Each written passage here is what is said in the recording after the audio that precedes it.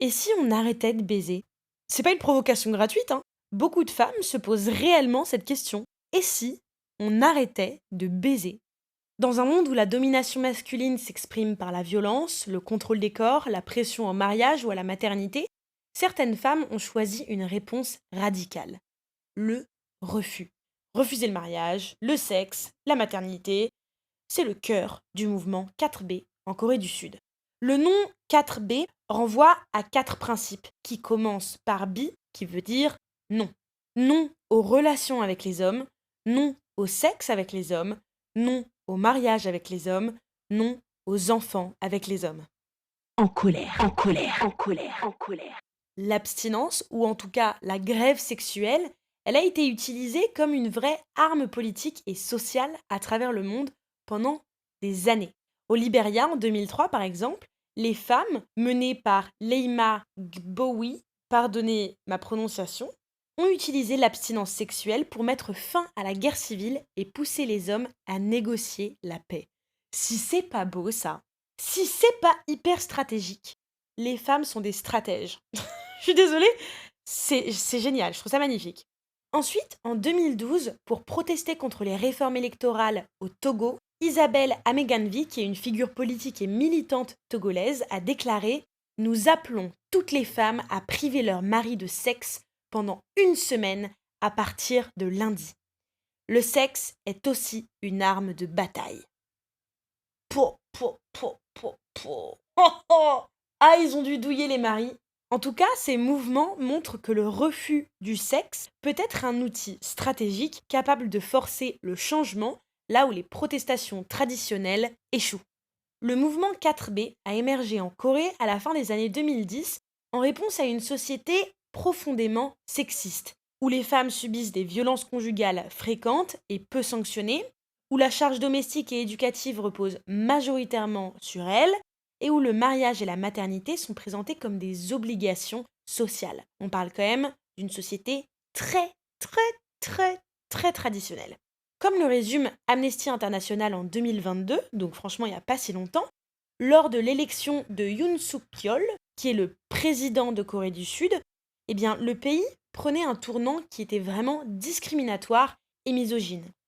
Quand il a été élu président, le gouvernement voulait même supprimer le ministère de l'égalité des sexes et de la famille. Quelle belle idée! Quelle belle idée! Supprimons l'égalité! Pourquoi faire? Donc le gouvernement part en cacahuète, et pendant ce temps, les jeunes coréens sont massivement opposés au féminisme. Presque 6 hommes sur 10 se disent contre. Faut aller faire une thérapie.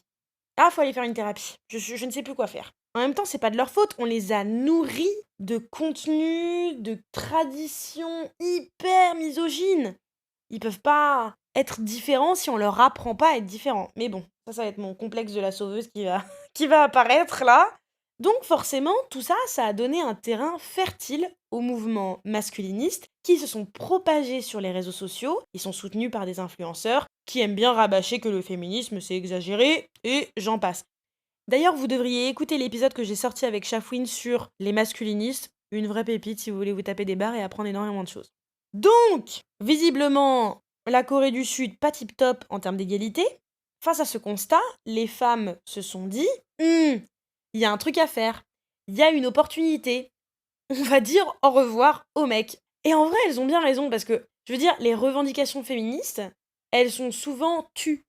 C'est-à-dire que ça fait pas parler, on va nous dire qu'on braille trop, et patati, et patata. Par contre, quand des milliers de femmes vont décider de se refuser aux hommes, et d'arrêter d'ailleurs le sexe, qui pour certains fous du zizi est une chose qui est censée leur être due par nature, et bah là ça fait parler. Hein. Là ça fait la une des journaux. Mais vous allez voir, il y aura aussi des limites très importantes à ce mouvement que je vais développer un petit peu plus tard. Je reviens à mes moutons. Les femmes disent ok, le système patriarcal nous rejette. Alors, nous aussi, on va le rejeter. Et ça se traduit par des actions concrètes. Les femmes vont prendre des cours de self-défense, supprimer leur profil sur les applications de rencontres, arrêter de parler aux hommes.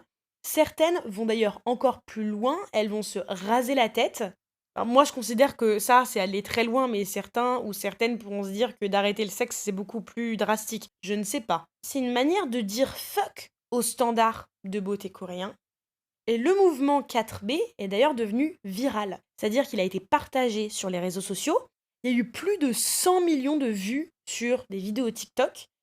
Le mouvement 4B a traversé le Pacifique et a aussi eu un écho aux États-Unis, notamment après l'élection de Donald Trump en 2024. Là, ce que je trouve intéressant, c'est que ces mouvements féministes radicaux arrivent dans des pays qui sont eux aussi très radicaux. Un extrême crée automatiquement un autre extrême. Les gouvernements ou les personnes qui essayent d'éradiquer le féminisme sont celles qui le nourrissent le plus. C'est-à-dire que c'est ces mouvements de répression et de domination qui vont justement créer une colère chez les femmes et donner naissance à des mouvements de révolte féminine. Donc en fait, en voulant effacer quelque chose, tu l'as justement rendu encore plus présent. Maintenant, revenons aux États-Unis. Avec l'arrivée de Donald Trump, les politiques anti-avortement ont été renforcées. Il y a eu le renversement de Roe v. Wade, l'arrêt historique qui garantissait depuis 1973 le droit constitutionnel des femmes à avorter. Il y a eu aussi des menaces sur les droits reproductifs. Et en réponse à ça, des messages viraux ont commencé à circuler, dont un qui disait « Il est temps de fermer vos utérus aux hommes. Cette élection prouve plus que jamais qu'ils nous détestent et nous détestent fièrement. Ne les récompensez pas. » Actuellement, aux États-Unis, la femme a un rôle qui est réduit à celui de mère. Non pas que ce soit un mauvais rôle, mais on a une variété d'autres choses qui nous composent, nous, en tant que femmes. On n'est pas que des mères, on est aussi des individus. En fait, vous nous voulez pour notre appareil génital, et nous, on va vous dire non, parce qu'on n'existe pas pour votre confort, et toc. Et les sociologues appellent ça le féminisme silencieux.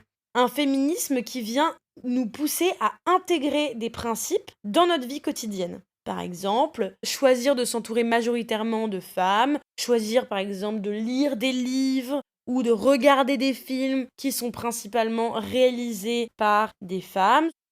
Mais, comme rien n'est jamais tout noir ou tout blanc, le mouvement 4B suscite aussi des critiques. Moi qui étais prête à dire Slay Girl, bam, j'apprends quoi? C'est un mouvement avec des opinions transphobes.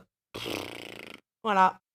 En fait, certaines participantes insistent sur le fait de soutenir uniquement les femmes biologiques, ce qui a pour effet d'exclure les femmes trans, les personnes non binaires, et de se détourner des luttes plus larges. Et ça, à mon sens, du coup, ce n'est plus du féminisme. Ensuite, en termes d'efficacité, il ne faut pas oublier que refuser le sexe n'empêche pas directement la domination des hommes et les violences masculines. Le mouvement, c'est pas une protection physique ou légale. On n'a pas pu prouver qu'il avait des réels impacts politiques. En plus de ça, aux États-Unis, c'est un mouvement qui est utilisé pour se venger, en quelque sorte, des hommes, notamment ceux qui ont voté pour Donald Trump. Mais la réalité, c'est qu'il y a eu une majorité de femmes qui ont voté pour Donald Trump. Donc, ça pointe du doigt le système et le fait qu'on n'est même pas alignés, nous, entre femmes. Ce refus de sexualité envers les hommes ne suffira pas à changer les dynamiques de pouvoir réelles, puisque des femmes ont en majorité donné leur accord pour soutenir un gouvernement qui est en faveur de la domination. En bref, la sexualité, c'est vraiment politique. Refuser, choisir, s'émanciper, c'est une forme de protestation comme une manifestation, mais on est un peu dans la merde quand même. On est une société ambivalente, on est des personnes ambivalentes. Entre femmes, on n'est même pas d'accord. Entre hommes, on n'est pas d'accord. Je suis pas un homme, mais c'est pas grave. De femme à homme, on n'est pas d'accord. Oh putain, c'est la merde. Oh là là. N'oubliez pas de rester en colère. Vous venez d'écouter un épisode du podcast En colère. Si vous êtes toujours zen, c'est que vous n'avez pas écouté assez fort. Vous trichez. Bon alors maintenant, soit vous allez crier dans votre oreiller, soit vous écoutez l'épisode d'après. Allez, oust!